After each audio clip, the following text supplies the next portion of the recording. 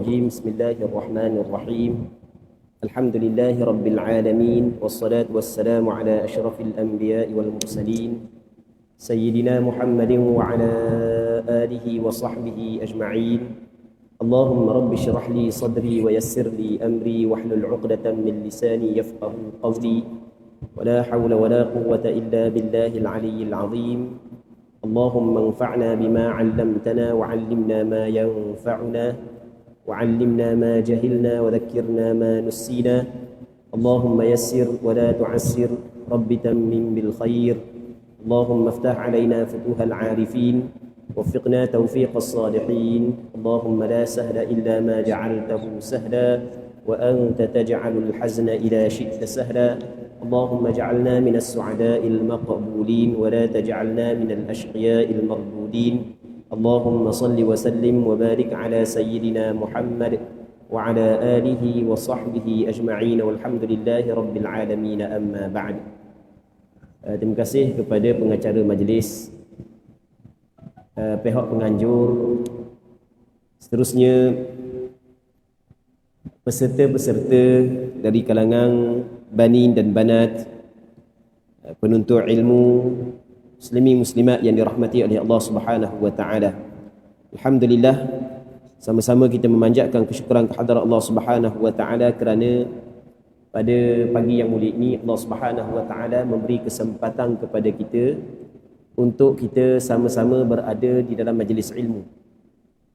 Kitab yang kita akan bedahkan, yang kita akan bincang pada pagi ini adalah Mukhtasar At-Tibyan fi Adabi Hamalatil Quran yang dikarang dan disusun oleh Al-Imam An-Nawawi rahimahullahu subhanahu wa ta'ala. Dalam slide kem laptop tak mahal. Boleh sample kursi boleh. Buat macam mana? Bangun dulu boleh. Atas tu. Kalau alihkan ke sini. Okey, boleh start. Boleh. Okey.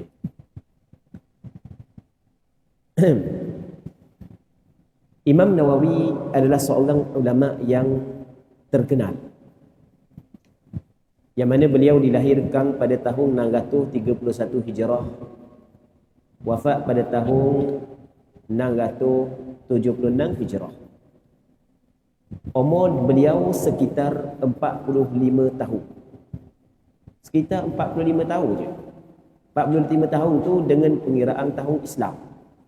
Dengan pengiraan tahun Hijriah, bukan pengiraan tahun Masihi. Kalau dengan pengiraan tahun Masihi sebagaimana tahun yang kita guna sekarang, jadi umur dia tidak sampai pun 45 tahun. Tetapi dalam usia yang sekejap yang Allah Ta'ala kurniakan kepada Imam Nawawi, Imam Nawawi meninggalkan bermacam-macam penulisan-penulisan yang berkait dengan agama Islam yang diambil manfaat semenjak daripada Imam Nawawi sehingga sekarang. Dan kajian yang dibuat oleh beberapa pekaji, buku yang paling banyak dicetak selepas daripada Al-Quran adalah buku yang dikarang oleh Imam Nawawi. Buku yang paling banyak dicetak selepas daripada Al-Quran adalah buku yang dikarang oleh Imam Nawawi. Antara kitab yang dikarang oleh Imam Nawawi adalah kitab At-Tibyan fi Adabi Hamalatil Quran. Sebelum daripada kita masuk dalam membincangkan kitab ini, suka juga saya nak sebut sedikit tentang Imam Nawawi rahimahullah subhanahu wa ta'ala secara ringkas sahaja. Nawawi ini adalah nisbah kepada daerah dan perkampungan Nawa. Di selatan Syria ada satu perkampungan yang dikenali sebagai perkampungan Nawa. Imam Nawawi maksudnya seorang imam yang dinisbahkan kepada daerah Nawa. Nama Imam Nawawi adalah Yahya bin Sharaf An-Nawawi rahimahullahu ta'ala. Nama dia bukan Nawawi, nama dia Yahya bin Sharaf An-Nawawi. Nawawi ini nisbah kepada satu kawasan.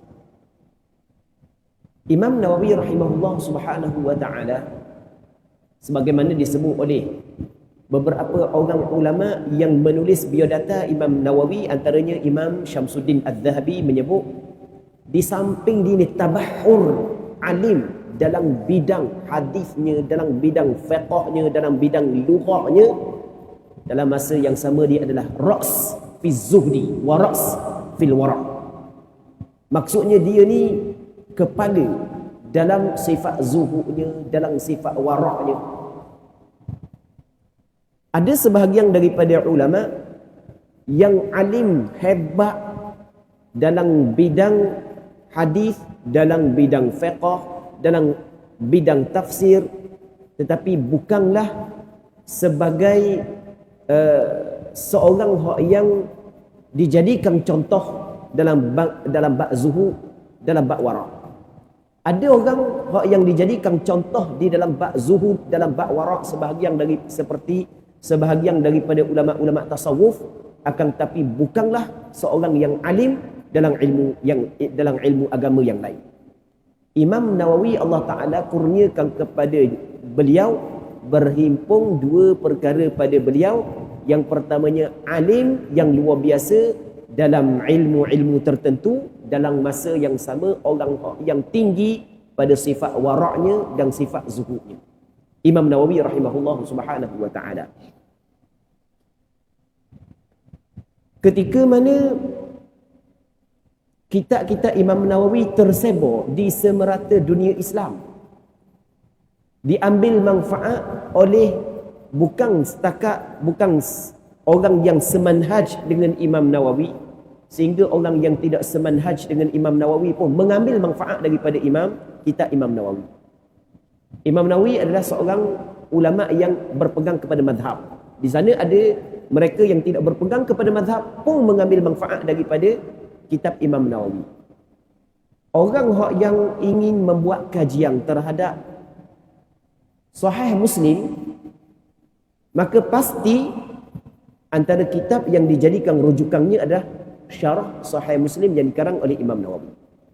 Pasti antara rujukannya adalah Syarah Muslim karangan Imam Nawawi. Penuntut ilmu fiqh mazhab Imam Syafi'i pasti akan mendengar kitab Minhajul Talibin yang dikarang oleh Imam Nawawi. Yang mana kitab Minhajul Talibin disyarah oleh berpuluh-puluh ulama besar dalam mazhab Imam Syafi'i. Antara syarahan yang utama Tuhfatul Muhtaj karangan Syekh Ibn Hajar Al-Haytami, Nihayatul Muhtaj karangan Imam Ramli, Mughnil Muhtaj karangan Khatib Asy-Syirbini, yang mana ini adalah tiga asas yang dijadikan rujukan dalam fatwa di dalam mazhab Imam Syafi'i. Begitu juga dalam bab lughah. Imam Nawawi alim dalam bidang hadis, alim dalam bidang fiqh, dalam bidang lughah. Muslimin muslimat yang dirahmati oleh Allah Subhanahu wa taala. Imam Nawawi orang yang cukup wara'. Cuba baca biodata Imam Nawawi. Memang cukup luar biasa Allah Ta'ala bagi kepada Imam Nawawi rahimahullah subhanahu wa ta'ala. Antara kitab yang dikarang oleh beliau, nama dia kitab At-Tibyan fi Adabi Hamalatil Quran, yang kita akan bincang. Cuma kita tidak bincang kitab At-Tibyan. Kita akan bincang kitab Mukhtasar At-Tibyan fi Adabi Hamalatil Quran. Sebab hamba pihak penganjur hantar kepada hamba, dia kata InsyaAllah pihak masjid UIA akan bukan, dia kata macam mana, berkaitan dakwah di UIA Kuantan 15 Mac ni nanti, dia kata ada beberapa pilihan kitab lah, antaranya kitab Mukhtasar At-Tibyan. Jadi anda pun terimalah Mukhtasar At-Tibyan. Kata molek juga Mukhtasar, kalau kita baca At-Tibyan jadi panjang lagi. Dia lain ya, At-Tibyan lain, Mukhtasar At-Tibyan lain. Asalnya Imam Nawawi tulis At-Tibyan fi Adabi Hamalatil Quran. Kemudian Imam Nawawi meringkaskan At-Tibyan itu kepada Mukhtasar At-Tibyan fi Adabi Hamalatil Quran. Kedua-dua karangan Imam Nawawi rahimahullah subhanahu wa ta'ala. Yang mana yang kita akan bincang pada pagi ni Mukhtasar At-Tibyan. Tapi anda tahu yang terjemuh ni Mukhtasar At-Tibyan ke atau At-Tibyan? At-Tibyan. Jadi kalau benar? Tapi juga. Okey, jadi kita baca hak yang terjemahan. Sebenarnya saya di universiti, jadi kita baca kitab Arab lah. Jadi kalau nak guna terjemah, kita guna terjemah. Jadi kita ada bagi yang pembaca, nanti anda akan huraikan apa hak yang dia baca. Okey, muslimin muslimat ini rahmati Allah Subhanahu Wa Taala. Satu lagi sebelum daripada kita masuk dalam baca kitab, ini di antara perkara hak yang penting. Pengajian kita ni sedikit panjang. Pengajian kita sedikit panjang. Start daripada pagi sampai ke petang. Jihad ada dua. Yang pertama jihad dengan senjata, yang kedua jihad dengan ilmu. Kita sekarang ni berada dalam medan jihad dengan ilmu. Maka apabila kita berada dalam medan jihad dengan ilmu, maka kita kena sedikit sabar. Kita kena sedikit sabar, tabah dalam pengajian kita hak yang sedikit panjang. Antara perkataan yang disebut oleh ulama, ilmu ini tidak dapat dicapai birahatil jism, dengan kerehatan tubuh badan kita. Ilmu akan dicapai dengan kepenatan. Jadi kita mesti kena melalui penat, susah. Termasuklah pada hari ini. Penat ni daripada pagi sampai ke petang. Tapi begitulah di dalam menuntut ilmu. Lepas tu kita kena ingat, setiap waktu yang kita infakkan untuk ilmu ada ganjaran pahala. Ada gantian dia. Setiap waktu yang kita infakkan, yang kita belanjakan untuk ilmu, pasti ada gantiannya yang Allah Ta'ala akan ganti semula untuk kita. Baik, okey, silakan. Muqaddimah Ustaz. Boleh baca muqaddimah? Muqaddimah Imam Nawawi. Boleh. Bismillahirrahmanirrahim. Adab berinteraksi dengan Al-Quran dan sifat-sifat penghafal dan murid Al-Quran. Muqaddimah Imam An-Nawawi. Bismillahirrahmanirrahim. Al-Syekh Al-Faqih Imam yang alim, wara', zahid, teliti dan cermat, Abu Zakaria Yahya Muhyiddin bin Sharaf bin Hizam An-Nawawi rahimahullah berkata, segala puji bagi Allah yang Maha Pemurah dan Maha Pemberi anugerah. Dialah yang memiliki kekayaan, keagungan dan kebaikan yang memberi kita petunjuk agar selalu beriman. Dia melebihkan agama Islam dibanding agama-agama yang lain dan memberi kita anugerah yang amat besar kerana kepada kita diutuskan makhluknya yang paling mulia. Boleh. Sekejap. Sebab anda tak ada rujukan. Tengok rujukan ya. Baik, tunggu sebentar. Okey, kita At-Tibyan terjemahan Ustaz Muhammad Hazri Hashim Al-Bindani. Hafizahullah Subhanahu wa taala wa wafaqahu lima yuhibbu wa yardah. Jadi kita pakai terjemahan ya. Baik. Bismillah wassalatu wassalamu ala Rasulillah wa ala alihi wa sahbihi wa man walah. Perkataan At-Tibyan makna dia adalah penjelasan. Sebagaimana perkataan bayan makna penjelasan, begitu juga At-Tibyan makna dia penjelasan. Penjelasan fi adabi hamalatil Quran, mengenai tentang adab. Apa yang dimaksud dengan adab? Perkataan adab adalah perkataan jamak daripada mufradnya adabun.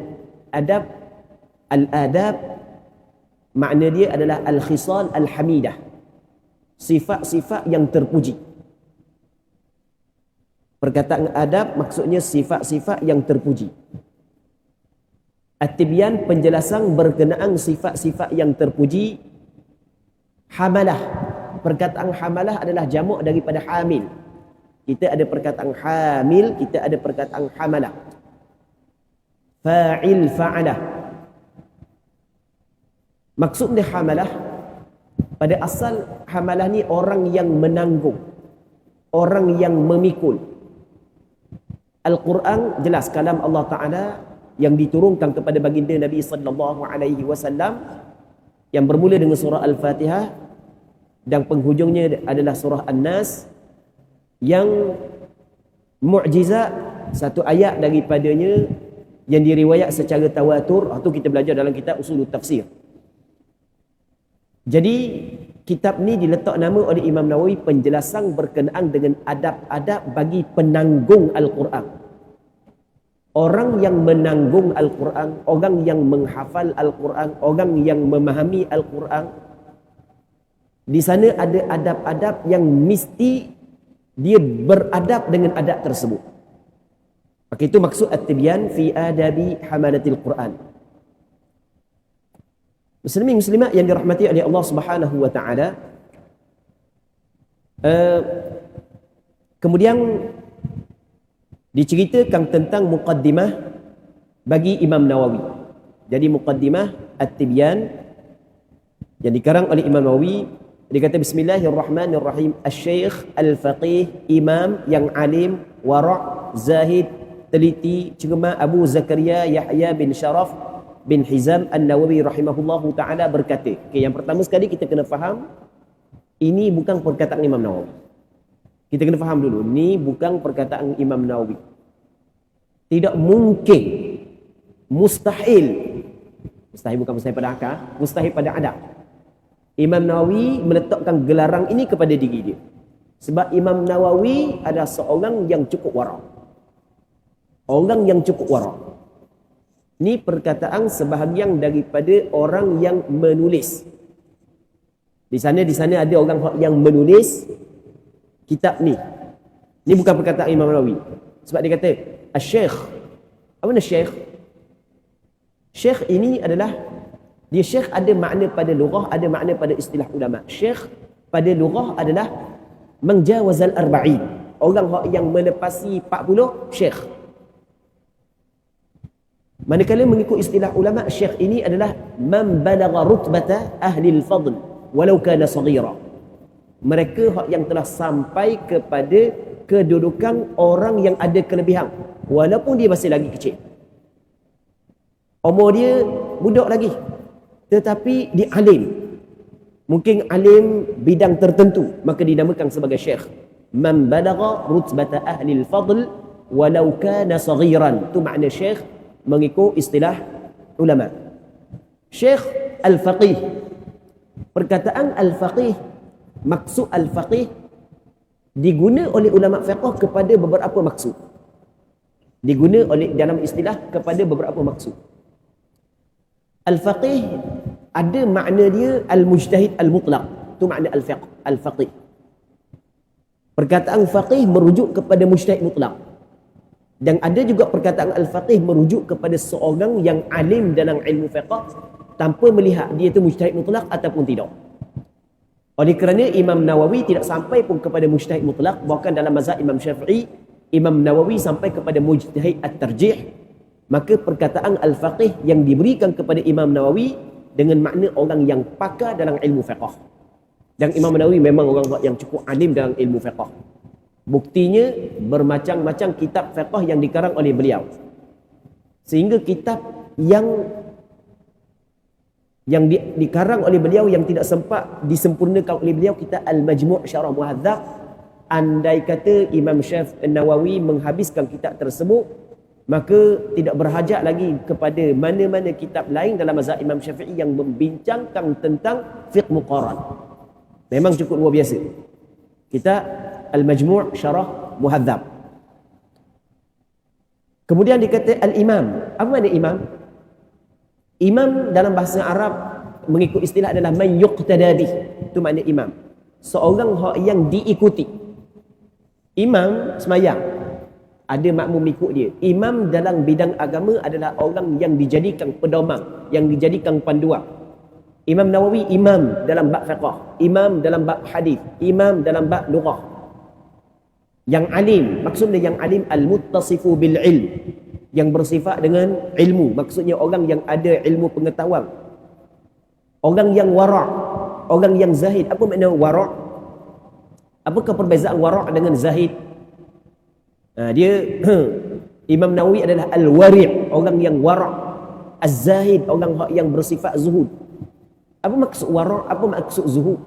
Muslimin muslimat yang dirahmati oleh Allah Subhanahu wa taala. Dalam meletakkan definisi wara' dan zuhud, ada sedikit perbezaan di kalangan ulama-ulama tasawuf. Secara ringkasnya, Zuhud dia lebih tinggi daripada wara'. Sehingga ada sebahagian daripada ulama menyebut wara' ini adalah permulaan bagi zuhud. Zuhud ini adalah dia meninggalkan perkara yang tidak bermanfaat untuk akhirat dia. Dia meninggalkan perkara yang tidak bermanfaat untuk akhirat dia. Perkara yang tidak bermanfaat untuk akhirat merangkumi benda yang haram, merangkumi benda yang wajib, dan merangkumi perkara yang harus. Benda yang harus yang tidak bermanfaat untuk akhiratnya juga ditinggalkan. Di sana ada hadis kata Nabi sallallahu alaihi wasallam, min husni islamil mar'i tarkuhu ma la ya'ni. Di antara ciri-ciri elok Islam seseorang, dia tinggal benda yang tidak bermanfaat untuk dia. Baik, manakala wara' dia meninggalkan perkara yang dia bimbang memberi mudarat dia di negeri akhirat.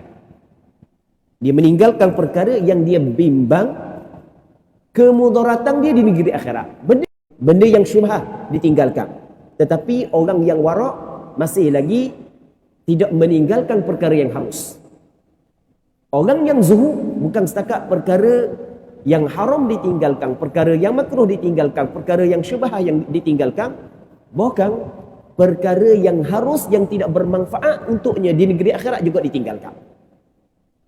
Sehingga ada sebahagian ulama menyebut bahawasanya wara' ini adalah permulaan zuhud. Zuhud adalah lebih besar lagi berbanding dengan wara'. Baik, dan ini di antara sifat yang ada pada Imam Nawawi. Imam Syamsuddin Az-Zahabi, seorang ulama besar. Imam Syamsuddin Az-Zahabi seorang ulama besar, orang yang dijadikan rujukan dalam bidang hadis. Imam Syamsuddin Az-Zahabi rahimahullahu subhanahu wa ta'ala. Imam Syamsuddin Az-Zahabi menyebut Imam Nawawi ini adalah ra'sun fil wara' wa ra'sun fil zuhud. Ra's, kepala. Orang yang terletak pada pihak yang tinggi, teratas dalam sifat zuhud dan sifat wara'. Siapa? Imam Syamsuddin Az-Zahabi menyebut tentang Imam Nawawi. Seorang yang teliti, orang yang cermat, orang yang muhaqqiq, orang yang mudaqqir. Dia tidak mendatangkan suatu hukum, melainkan dia datangkan alasannya, sandarannya, sebabnya. Lebih teliti lagi, bukan setakat dia mendatangkan sandarannya, bahkan dia mendatangkan alasan di atas alasan tersebut. Baik. Ini di antara sifat yang ada pada Imam Nawawi rahimahullah subhanahu wa ta'ala. Nama dia ataupun kunyah dia Abu Zakaria. Abu Zakaria ni nama kunyah dia. Kunyah maksud dia kunyah. Kunyah ni adalah ma suddira bi abin wa setiap panggilan yang dimulakan dengan lafaz ayah ataupun dimulakan dengan lafaz ibu. Itu makna kunyah. Abu Zakaria maksudnya ayah kepada Zakaria. Ni bukan nama dia, ni nama dia kunyah. Panggilan dalam bahasa Arab ada 3. Yang pertamanya laqab, yang kedua kunyah, yang ketiganya isim. Laqab ini adalah panggilan yang menyedarkan sama ada kebaikan ataupun keburukan. Manakala kunyah adalah lafaz ataupun panggilan yang dimulakan dengan lafaz ayah ataupun ibu. Sebagai contoh, Nabi Muhammad Ahmad adalah nama Nabi sallallahu alaihi wasallam. Abul Qasim adalah kunyah Rasulullah sallallahu alaihi wasallam. Manakala laqab Rasulullah Al-Amin. Itu banyak laqab Nabi sallallahu alaihi wasallam. Abu Zakaria dia sebenarnya adalah kunyah kepada Imam Nawawi rahimahullahu taala. Imam Nawawi dia tidak sempat berkahwin. Tidak sempat berkahwin. Bukan dia menolak berkahwin, bukan. Mana mungkin Imam Nawawi seorang yang alim, seorang yang cukup berpegang kepada sunnah Rasulullah. Dalam kitab fiqh dia sebut tentang hukum berkahwin, tiba-tiba dia menolak perkahwinan. Tidak mungkin sama sekali. Imam Nawawi bukan menolak untuk berkahwin, tetapi tidak sempat untuk berkahwin. Nampak mana? Tidak ada jodoh kalau kita kata kau, tak ada jodoh. Dan dia termasuk dalam al-ulama al-uzzab. Di sana ada satu kitab yang dikarang oleh Syekh Abdul Fattah Abu Ghudah rahimahullah ta'ala yang mengumpulkan al-ulama al-uzzab. Ulama-ulama yang tidak sempat berkahwin. Ulama tu boleh ikut, tapi al-uzzab tu jangan ikut. Sebab al-uzzab tu tidak disarankan oleh baginda Nabi sallallahu alaihi wasallam. Cuma mereka tidak sempat berkahwin kerana ada halangan-halangan tertentu. Imam Nawawi tidak sempat berkahwin. Jadi bermakna Imam Nawawi tidak ada isteri. Imam Nawawi tidak ada anak. Tetapi tetap ada kunyah. Ini kita dapat faham bahawasanya meletakkan kunyah tidak disyaratkan ada anak. Dan di sana ada hadis. Ada adik kepada Anas bin Malik. Cek lagi. Dia tengah sedih kerana burung ciok dia, burung dia mati. Dia ada burung, lepas tu mati burung dia. Jadi dia sedih. Rasulullah sallallahu alaihi wasallam tengok dia sedih, Rasulullah tanya Anas, "Apa dia sedih?" Kata Anas, "Burung ciok dia mati, Rasulullah cuba menghiburkan hati dia. Kata Rasulullah, "Ya Aba Umair, ma fa'ala an-nughair?" Wahai Aba Umair, wahai bapa kepada Umair, apakah yang dibuat oleh burung ciokmu? Kerana keadaan burung ciokmu. Rasulullah cuba menghibur, bercakap dengan kanak-kanak tersebut. Sedangkan budak tu kecil lagi. Maka kata ulama, tidak disyaratkan untuk meletakkan kunyah, orang itu mesti ada anak. Imam Nawawi sendiri tidak ada anak, tapi kunyah Imam Nawawi adalah Abu Zakaria. Nama Imam Nawawi Yahya. Ini nama Imam Nawawi, Yahya bin Sharaf. Muslimin muslimat yang dirahmati oleh Allah Subhanahu wa taala. Dia Zakaria dengan Yahya ini, dua nama ini sebenarnya dikenali di negara Syariah. Sebab dua orang nabi ini kubur dia berada di negara Syariah. Sejauh mana sahih, wallahu a'lam. Kubur Nabi Allah Zakaria terletak di negeri Halab. Manakala kubur Nabi Allah Yahya terletak di Dimashq, di kota Dimashq. Sejauh mana kesahihan, wallahu a'lam. Tapi nak khabar, Nabi Allah Zakaria dengan Nabi Allah Yahya adalah dua nama yang cukup dikenali lah di kota ataupun di Syariah. Muslimin muslimat yang dirahmati oleh Allah Subhanahu wa taala. Bin Hizam An-Nawawi rahimahullah ta'ala berkata, dia kata lagu mana? Segala puji bagi Allah yang maha pemurah dan maha pemberi anugerah. Segala puji bagi Allah. Sebenarnya kalau kita belajar kitab Arab, mungkin setiap satu apa makna alhamdu, apa makna lillah, boleh kita bincang. Al-Karimil Mannan, apa makna Al-Karim, apa makna Al-Mannan, boleh kita bincang secara panjang lebar. Tapi ni kita baca kitab terjemahan, jadi kita tak perlu bincang panjang lebar lah. Segala puji bagi Allah yang maha pemurah dan maha pemberi anugerah. Allah Subhanahu wa taala Tuhan yang maha pemurah, lepas tu yang memberi anugerah. Lepas tu dialah yang memiliki kekayaan, keagungan dan kebaikan yang memberi kita petunjuk agar selalu beriman. Dia melebihkan agama Islam dibandingkan agama-agama yang lain. Tidak ada agama yang diredai di sisi Allah melainkan agama Islam. Inna ad-dina 'indallahil Islam. Sesungguhnya agama yang diredai di sisi Allah Subhanahu wa taala adalah agama Islam. Wa man yabtaghi ghairal islami dinan falan yuqbala min. Sesiapa yang mencari selain daripada Islam sebagai agama, maka tidak diterima daripadanya sama sekali. Muslimin muslimat yang dirahmati oleh Allah Subhanahu wa taala. Hamba nak sentuh sikit je yang berkait dengan agama yang diredai oleh Allah Subhanahu wa taala adalah agama Islam, dan Allah taala memilih agama Islam sebagai agama kita. Al-yawma akmaltu lakum dinakum wa atmamtu alaikum ni'mati wa raditu lakumul Islam dinan. Allah taala sebut al-yawma, pada hari ini, akmaltu lakum dinakum, aku telah menyempurna bagi kamu agama kamu, wa atmamtu alaikum ni'mati, dan aku sempurnakan untuk kamu nikmati, nikmat aku, wa raditu lakumul Islam dinan, dan aku redha bagi kamu Islam sebagai agama. Selain daripada Islam, Allah Ta'ala tidak redha. Ini adalah akidah yang wajib dipegang oleh setiap orang Islam, walaupun orang Islam hidup di dalam masyarakat yang berbilang agama. Setiap orang Islam mesti kena berpegang teguh, tidak ada agama yang sebenar melainkan agama Islam.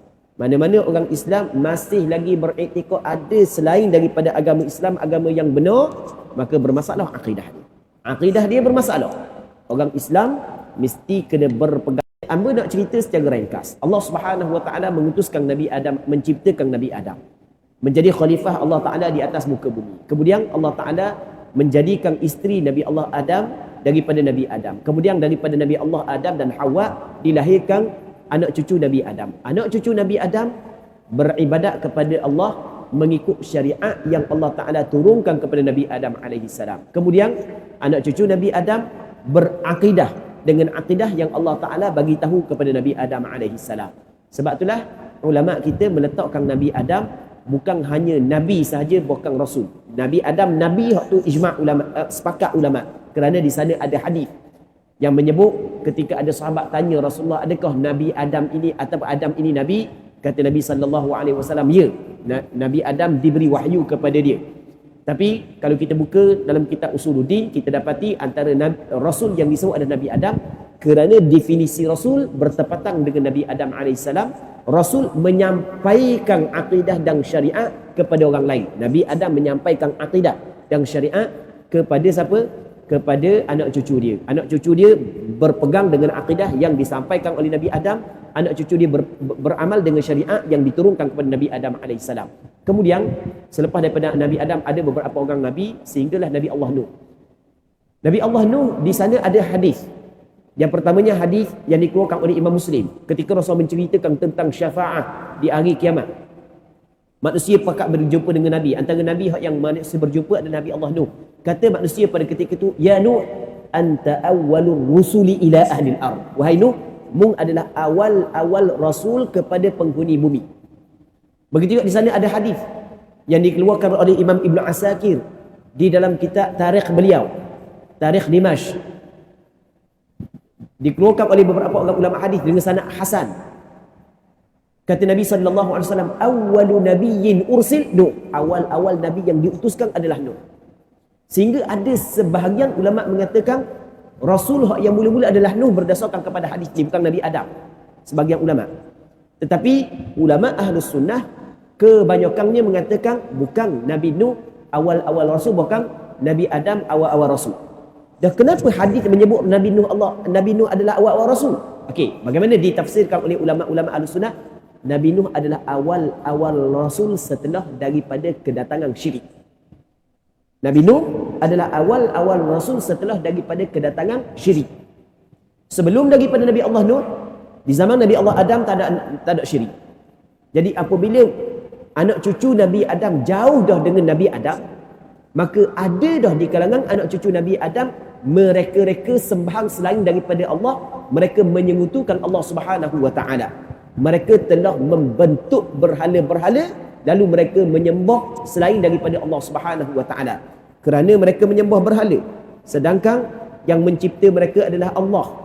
Allah Taala yang sahaja yang layak disembah, kerana Allah Taala sahaja yang diciptakan oleh yang menciptakan mereka. Tiba-tiba mereka menyembah berhala, maka Allah Taala mengutuskan para rasul untuk mengajak mereka ini kepada mentauhidkan Allah, meninggal penyembahan berhala.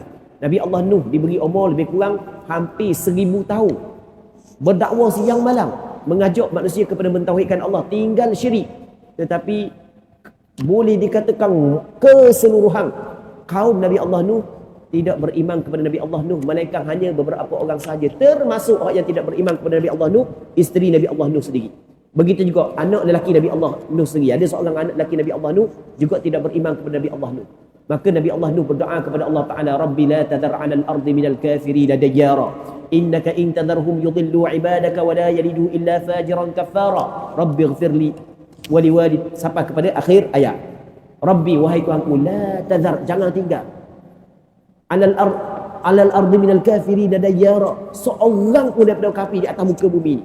Innaka in tadharhum, sekiranya mu tinggal juga, mereka itu tidak lahir melainkan orang yang kufur kepadamu ya Allah. Maka Allah Ta'ala menyuruh Nabi Allah Nuh buat perahu, buat sampang, buat bahtera, sampai masa Allah Ta'ala turunkan hujan, habis seluruh manusia mati, orang yang kafir, tinggalnya orang yang beriman berada di atas bahtera Nabi Allah Nuh. Kemudian masyarakat pada ketika itu beriman dengan Nabi Allah Nuh, mereka melahirkan zuriat yang masih lagi berpegang kepada Nabi Allah Nuh, ajaran yang dibawa oleh Nabi Allah Nuh. Tapi semakin jauh wujud pula di kalangan hamba Allah Ta'ala telah mereka akan sembahan selain daripada Allah Subhanahu wa Ta'ala. Kemudian Allah Ta'ala mengutuskan bermacam-macam rasul untuk mengeluar mereka daripada syirik kepada mentauhidkan Allah Subhanahu wa Ta'ala, sehingga termasuk Nabi Ibrahim AS.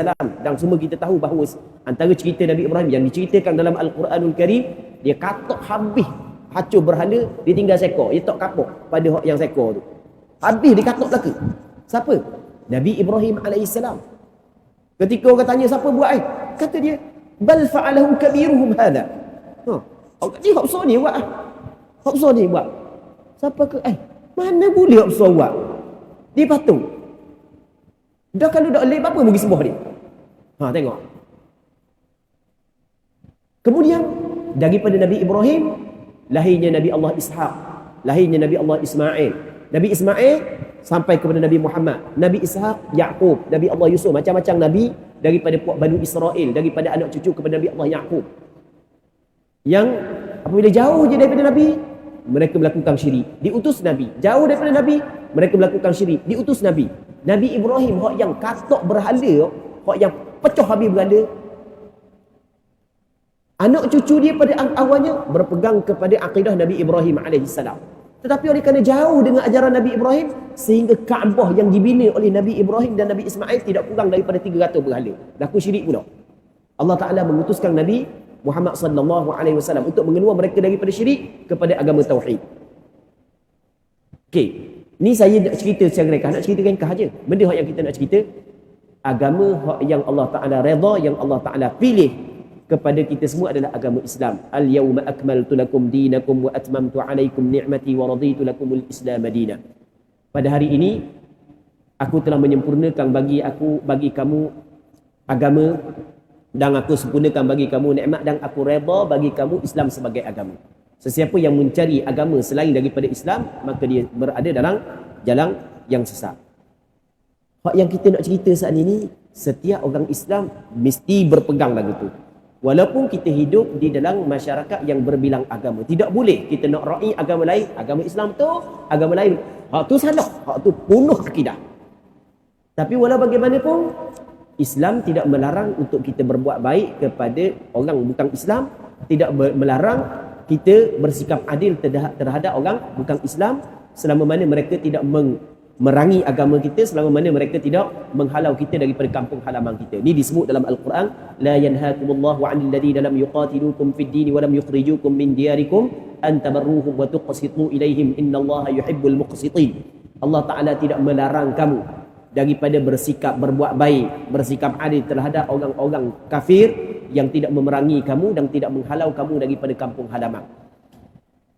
Dalam kita berbuat baik kepada orang bukan Islam, dalam kita bersikap adil terhadap orang bukan Islam, kita ada prinsip yang perlu kita kena pegang, yang perlu kita kena jaga. Jangan sekali-kali menggadai prinsip. Okey. Jadi dia melebihkan Islam dibanding agama-agama yang lain. Dan Allah Ta'ala memberi anugerah yang amat besar, dan memberi kita anugerah yang amat besar, kerana kepada kita diutuskan makhluk yang paling mulia dan paling utama di sisi-Nya. Allah Ta'ala memilih Nabi Muhammad SAW sebagai Rasul kepada kita. Tidak ada makhluk Allah Ta'ala yang paling mulia melainkan Nabi Muhammad SAW. Tiba-tiba Allah Ta'ala kurniakan kepada kita. Ini adalah anugerah yang cukup besar yang Allah Ta'ala kurniakan kepada kita. Kekasihnya dan khalilnya. Dia khalil makna kekasih juga. Habib makna kekasih, Khalil makna kasih. Sebenarnya ada perbezaan di antara Habib dengan Khalil. Ada perbezaan di antara Habib dengan Khalil. Hambanya dan Rasulnya Nabi Muhammad sallallahu alaihi wasallam. Terus.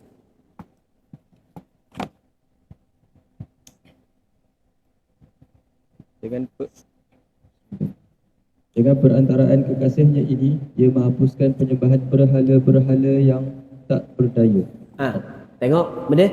Dengan perantaraan. Maksudnya dengan perantaraan Rasulullah sallallahu alaihi wasallam yang menjadi rasul, dengan perantaraan kekasihnya ini Allah Taala menghapuskan penyembahan berhala-berhala yang yang tak berdaya. Ini akidah yang mesti kita kena pegang, macam yang kita buat tadi. Saya hurai panjang lebar kerana dalam muqaddimah Imam Nawawi sebut lagu tu. Dengan melalui Rasulullah lah Allah Ta'ala menghapuskan penyembahan berhala. Di Kaabah tidak kurang daripada 300 berhala. Tidak kurang daripada 300 berhala. Pada tahun Fathu Makkah diruntuhkan semua berhala. Idza jaa al-haq wa zahaqa al-batil. Allahu Akbar, ingat ayat Quran ni. Jaa al-haq wa zahaqa al-batil. Cuba tengok. Innal batila kana zahuqa. Itu di antara ayat yang Rasulullah sallallahu alaihi wasallam baca ketika Rasulullah menghancurkan berhala. Rasulullah sallallahu alaihi wasallam buat semula sebagaimana ayah dia buat. Siapa ayah dia? Nabi Ibrahim alaihi salam. Rasul buat. Rasul peracur belaka berhala yang ada sekitar Kaabah. Rasul tolak. Tak kena tangan Rasul lagi, bong jatuh, bong jatuh, bong jatuh. Itu Rasulullah sallallahu alaihi wasallam, Allah Subhanahu wa taala menjadikan Rasulullah sallallahu alaihi wasallam sebagai perantaraan menghapuskan penyembahan berhala-berhala yang tak berdaya. Kemudian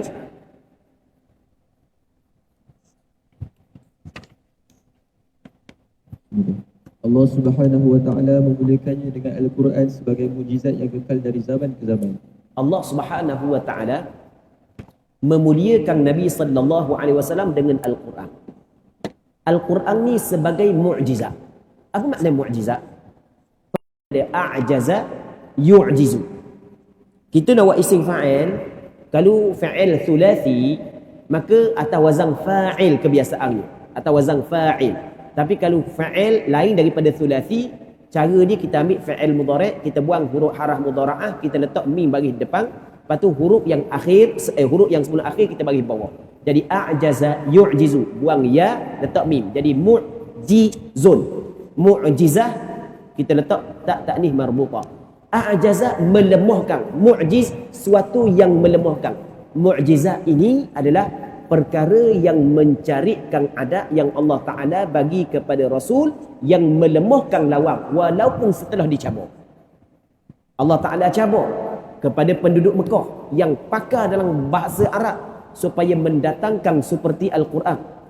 Wa in kuntum fi raibin mimma nazzalna ala 'abdina fa'tu bi suratin min mithli wad'u syuhada'akum min dunillahi in kuntum shadiqin.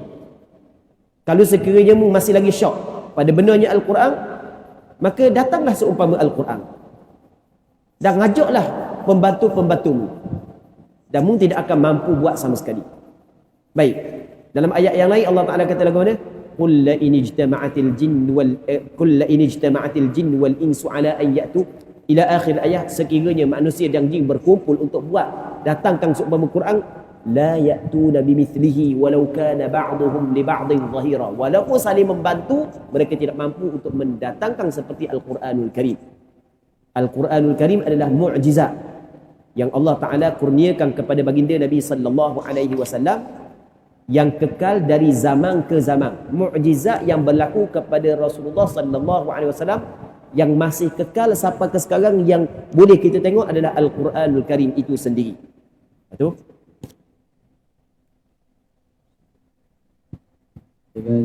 Dengan Al-Quran dia mengajar seluruh makhluk manusia dan jin, menghentikan orang yang menyimpang dan sombong, serta menjadikannya penyubur bagi hati orang yang memiliki mata hati dan makrifat. Muslimin muslimat yang dirahmati oleh Allah Subhanahu wa taala. Jadi Allah Subhanahu wa taala, Nabi sallallahu alaihi wasallam mengajar seluruh makhluk manusia dan jin. Sebagaimana Nabi sallallahu alaihi wasallam diutuskan kepada manusia, juga Rasulullah sallallahu alaihi wasallam diutuskan kepada jin. Rasulullah diutuskan kepada manusia dan jin ni berlaku kesepakatan ulama. Dalam Al-Quran ada ayat qul uhiya ilayya annahu istama'a nafarun minal jinni faqalu inna sami'na qur'anan ajaba yahdi ila ar-rusydi fa amanna bih wa lan nusyrika bi rabbina ahada. Dalam surah Jin kata oleh ya Muhammad, uhiya ilay, diwahyukan kepada aku, annahu istama'a nafarun minal jin, bahwasanya ada sekumpulan jin mendengar Al-Quran.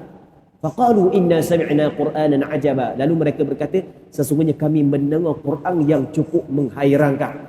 Yahdi ila rusydi, dia membawa kepada petunjuk. Lepas tu fa amanna bih, kami beriman dengannya, walan nusyrika bi rabbina ahada, kami tidak melakukan syirik dengan kepada Tuhan kami dengan sesiapa pun. Jadi Nabi sallallahu alaihi wasallam diutuskan kepada jin, juga diutuskan kepada manusia.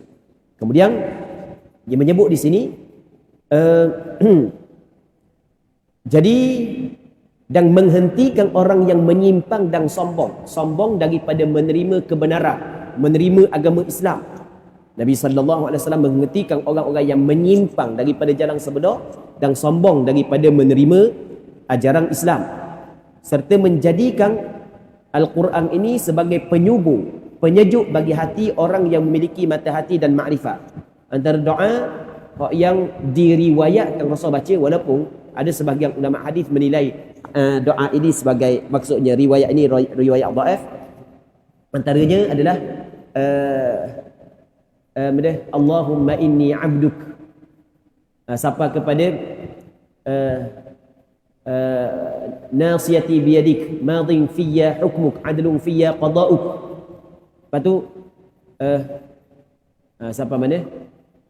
Rabi'a qalbi, Rabi'a qalbi, minta Allah Ta'ala jadikan Quran ini Rabi', penyejuk, penenang qalbi, hatiku.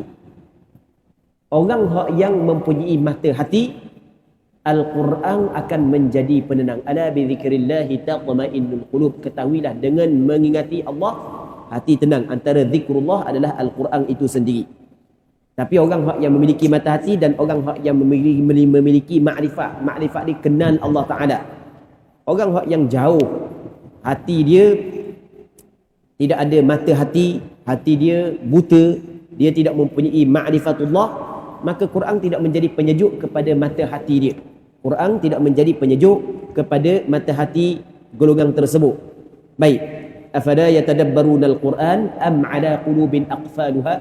Kenapa mereka tidak tadabbur kepada Quran, ataupun ada di hati mereka itu kunci sehingga mereka tidak mampu tadabbur Al-Quran? Baik, lagi.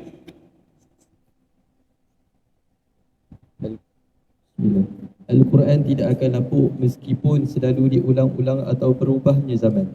Allah Subhanahu wa Ta'ala memudahkannya untuk diingat dan dihafal oleh anak-anak kecil, menjamin keasliannya daripada segala bentuk perubahan. Tengok, dia kata Al-Quran tidak lapuk walaupun sering diulang-ulang. Al-Quran tidak jemu walaupun diulang-ulang. Kita kalau benda diulang-ulang, jemu dah lah. Tapi berbeza dengan Al-Quranul Karim. Begitu juga Al-Quranul Karim tidak lapuk walaupun berubahnya zaman. Kita kalau kereta lama dah, walaupun suatu ketika dahulu kereta tu memang orang minat belaka, hebat masa zaman tu, tapi zaman kita ni ada benda dah. Cuba kita tengok cerita-cerita lama, hak yang ada kereta-kereta, hak yang dalam cerita tu dia pakai kereta tersebut. Bukan nak suka tengok TV, kita hamba pernah tengok masa zaman ni kereta kereta-kereta Proton Saga tu hebat masa zaman ni. Ada satu cerita tengok. Tapi lah ni Proton Saga jebeh aja wi orang. Maksudnya benda hak yang suatu ketika dahulu dijulang, tapi apabila berlalu masa dak cara mana dah. Muslimin-muslimat yang dirahmati oleh Allah Subhanahu wa Ta'ala. Okey, kita tengok lagi, baca lagi. Baik.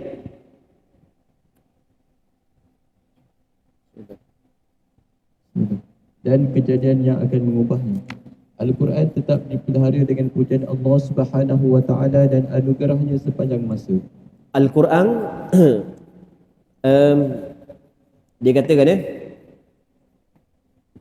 Al-Quran tetap dipelihara dengan pujian Allah dan anugerahnya sepanjang masa. Allah Ta'ala menurunkan Al-Quran dan Allah Ta'ala menjamin Al-Quran terpelihara.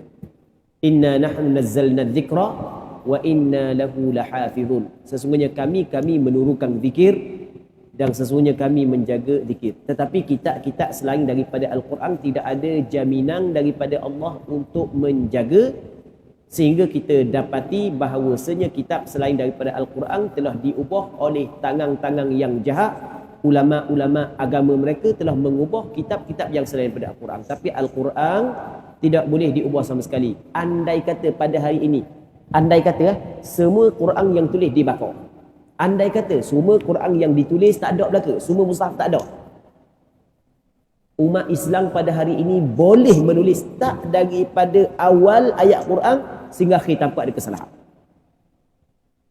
Andai kata semua Quran pada hari ini, andai kata dibakar, umat Islam pada hari ini, ulama dia boleh menulis Al-Quran start daripada alif, start daripada bismillah sampai ke surah An-Nas tanpa ada sedikit pun kesalahan.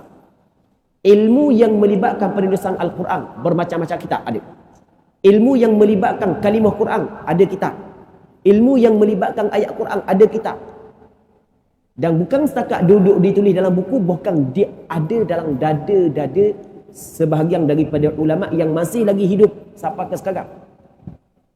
Maksudnya ulama daripada Mesirnya, ulama daripada Syrianya, ulama daripada Arab Saudinya, daripada Jordannya, daripada Malaysia sendiri, mereka boleh tulis Al-Quran. Al-Quran terjaga. Al-Quran terjaga dengan penjagaan Allah. Kalau kita tengok bagaimana penjagaan Al-Quran, memang kalau kita baca sejarah, kita akan dapati memang cukup luar biasa. Allah Ta'ala jaga Al-Quran. Di zaman Nabi SAW, Al-Quran tidak ditulis sebagaimana ditulis di zaman kita. Cuma apabila diturun ayat Quran, di sana ada katabatul wahyi, penulis-penulis wahyu Nabi SAW. Hak ni tulis sikit, hak ni tulis sikit, hak ni tulis sikit, hak ni tulis sikit. Kemudian selepas daripada kewafatan Rasulullah, di zaman Abu Bakar berlaku beberapa peperangan, antaranya Waqatul Yamamah, peperangan dengan Banu Hanifah, peperangan dengan Musailimatul Kadzab. Hak yang betulnya Musailimah, yang masyhur di tempat kita baca Musailamah, tapi hak yang betul Musailimah. Musailimatul Kadzab, yang mana dalam peperangan tersebut qurra, sahabat-sahabat yang ingat Quran berada pada barisan hadapan, orang yang berada pada barisan hadapan, hak yang mulia gugur syahid tidak kurang daripada 70 orang qurra Quran syahid, yang menyebabkan Sayyidina Umar menjadi penasihat kepada Abu Bakar, bimbang macam mana untuk generasi akan datang tentang Quran ni.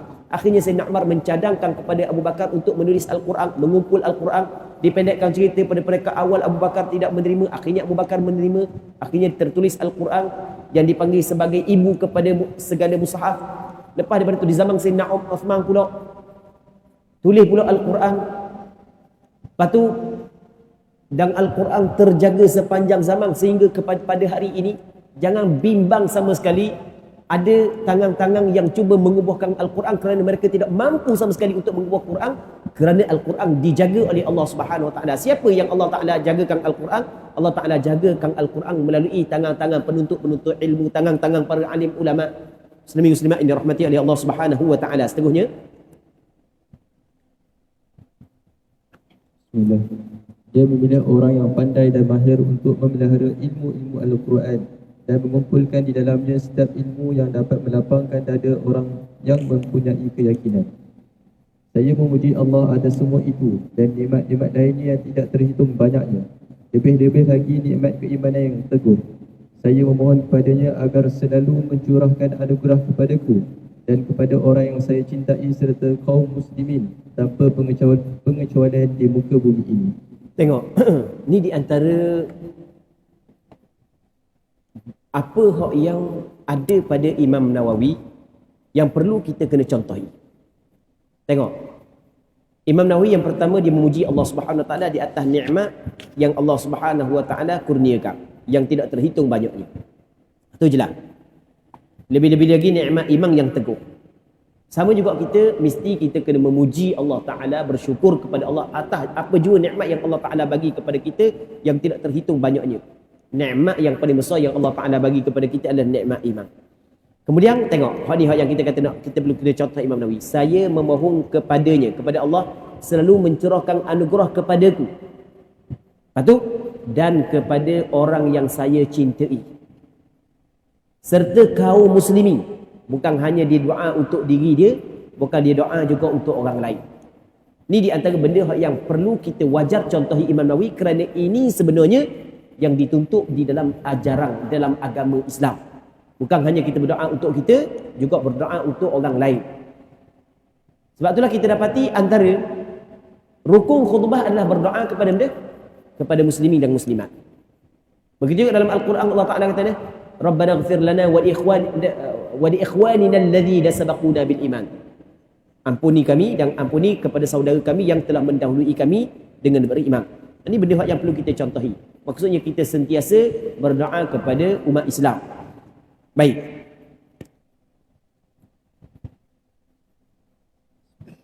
Mudah-mudahan kita semua memperolehi rahmat dan redha-Nya.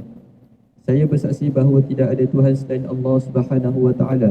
Tidak ada sekutu baginya, dengan kesaksian yang semoga dengannya diberikan keampunan dan yang mampu menyelamatkan saya daripada api neraka. serta membawa saya ke tempat yang mulia di syurga. Sesungguhnya Allah Subhanahu wa taala telah menganugerahkan kepada umat ini agama Islam yang diridainya dan mengutus manusia terbaiknya Muhammad sallallahu alaihi wasallam kepada mereka sebagai petunjuk jalan. Mudah-mudahan Allah Subhanahu wa taala melimpahkan kepada baginda selawat, berkat dan salam yang paling utama. Allah Subhanahu wa taala memulakan umat ini dengan kitab Al-Quran sebagai kalam terbaik. Allah Subhanahu wa taala mengumpulkan di dalamnya segala yang diperlukan berupa khabar orang yang terdahulu dan yang kemudian, nasihat-nasihat, pelbagai perumpamaan, adab dan hukum yang jelas, serta hujah-hujah yang kuat dan jelas sebagai bukti keesaannya dan perkara-perkara lain yang berkenaan dengan apa yang dibawa oleh Rasulnya. Mudah-mudahan selawat dan salam Allah Subhanahu wa taala tetap atas mereka. Muslimin muslimat yang dirahmati oleh Allah Subhanahu wa taala. Al-Quran, kalau kita tengok kandungan Al-Quran ada 3 asas. Yang pertamanya akidah, yang keduanya adalah hukum hakam, yang ketiganya adalah kisah. Dalam Al-Quranul Karim ni, kisah ni termasuklah kisah dulu, akan datang, termasuklah perbandingan, pengajaran dalam Al-Quranul Karim dia ada 3. Dalam Al-Quranul Karim ada 3 perkara ni. Sebab itulah Nabi SAW menyebut surah Al-Ikhlas ta'adilu thuluthal Quran, menyamai 1/3 Al-Quran. Kenapa surah Al-Ikhlas menyamai 1/3 Al-Quran? Kerana surah Al-Ikhlas tak daripada awal sampai ke akhir membincangkan tentang akidah. Al-Quran ada 3 kandungan Quran. Yang pertamanya akidah, yang keduanya hukum hakam, yang ketiganya adalah cerita-cerita. Termasuklah cerita penciptaan langit, penciptaan bumi, umat terdahulu, umat akan datang, benda yang berlaku akan datang. Kemudian surah Al-Ikhlas, Allah Ta'ala kata Rasulullah dia, innaha lata'adilu thuluthal Quran, sesungguhnya dia menyamai 1/3 Quran, kerana surah Al-Ikhlas start daripada qul huwallahu ahad sampai lam yalid walam yulad walam yakul lahu kufuwan ahad, menceritakan tentang akidah. Qul huwallahu ahad, kata olehmu ya Muhammad, dia adalah ahad, esa, wahdat sifat, keesaan Allah Ta'ala. Allahus Samad, Allah Subhanahu wa Ta'ala tempat memohon. Lam yalid walam yulad, tidak beranak dan tidak diperanakkan dia. Walam yakul lahu kufuwan ahad, dan tidak ada seorang pun yang sekupu dengan Allah Subhanahu wa Ta'ala.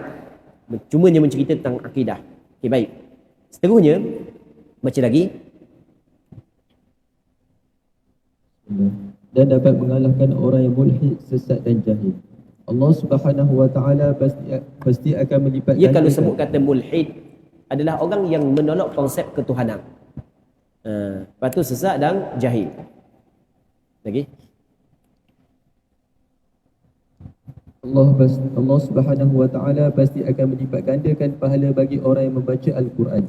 Allah juga memerintahkan kita memperhatikan. Allah Ta'ala melipat gandakan orang yang membaca Al-Quran. Di sana ada hadis, kata Nabi SAW,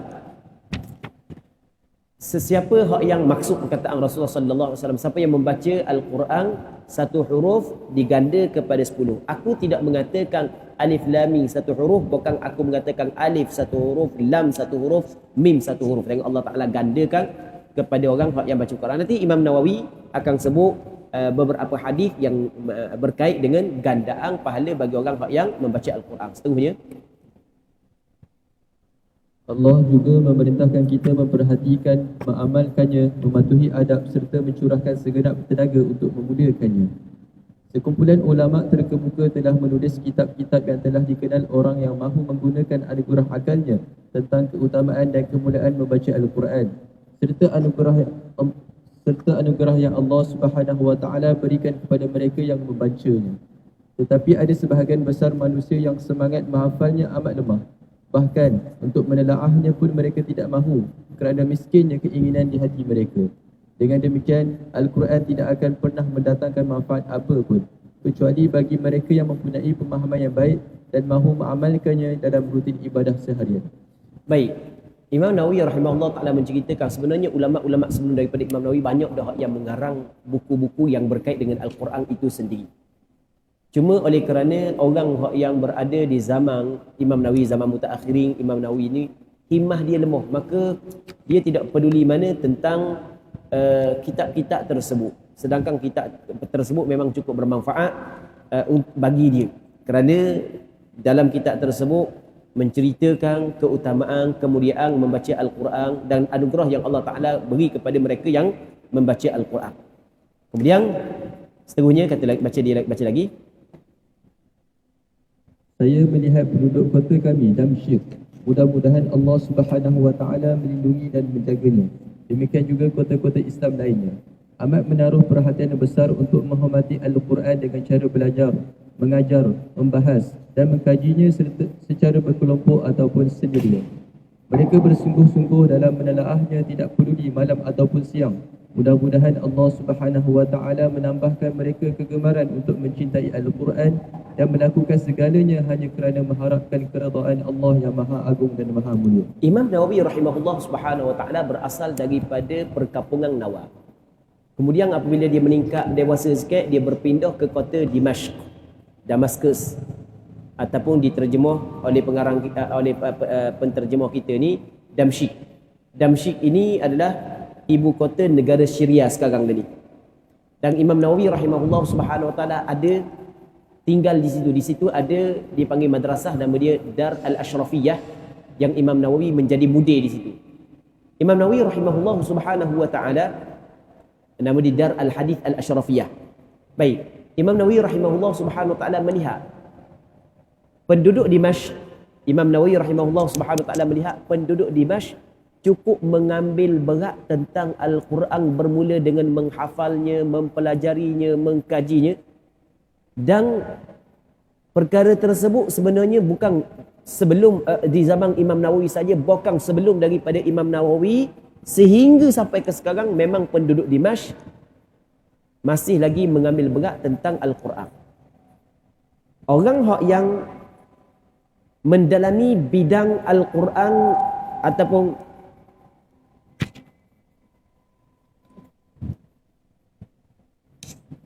orang yang mendalami bidang qiraat, bidang bacaan Al-Quran, ilmu tajwid, mereka akan mengetahui ulama dunia yang dijadikan rujukan dalam bidang Al-Quran sekarang ini adalah yang pertamanya daripada negara Mesir. Negara Mesir memang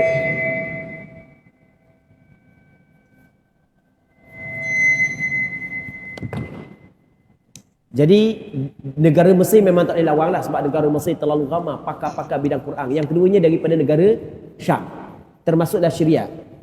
Sebab itulah kalau ada perdebatan tentang bagaimana baca ni, tengok ulama Mesir baca lagu mana, tengok ulama Syam baca lagu mana.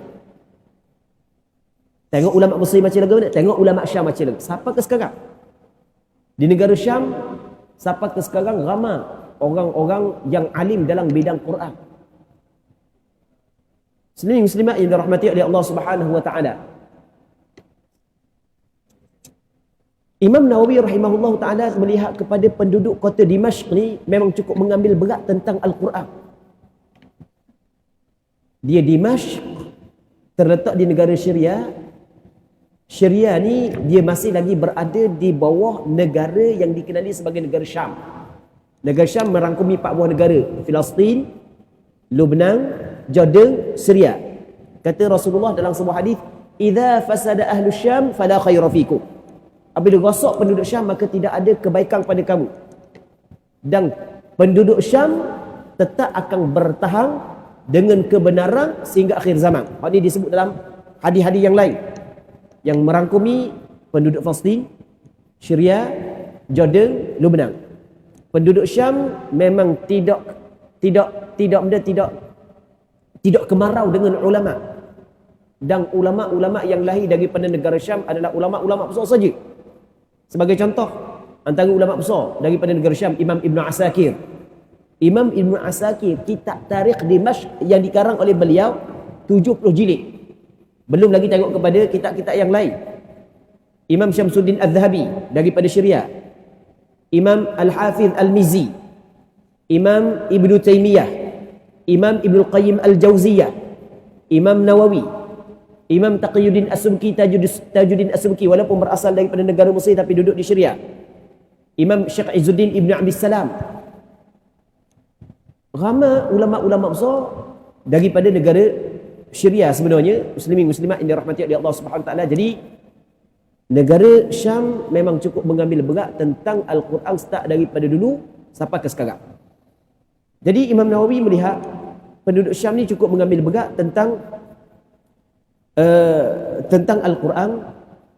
Maka dia pun apabila disebut, aku melihat kepada penduduk kota kami Damsyik, semoga Allah Subhanahu Wa Taala menjaganya dan seluruh negeri Islam dan orang Islam. Atau doa daripada Imam Nawawi. Maka kata Imam Nawawi rahimahullah subhanahu wa ta'ala, kita tengok benda yang Imam Nawawi sebut lagi. Baca. Itulah perkara yang mendorong saya mengumpulkan ringkasan adab-adab berinteraksi dengan Al-Quran dan sifat-sifat penghafal dan muridnya. Baik, Imam Nawawi melihat penduduk kota Dimashq mengambil berat tentang Al-Quran. Imam Nawawi nak juga ada sumbangan dia supaya orang yang mengambil berat tentang Al-Quran lebih dekat, lebih beradab dengan Al-Quran, sehingga Imam Nawawi rahimahullah subhanahu wa ta'ala menulis kitab yang dikenali sebagai At-Tibyan fi Adabi Hamalatil Quran.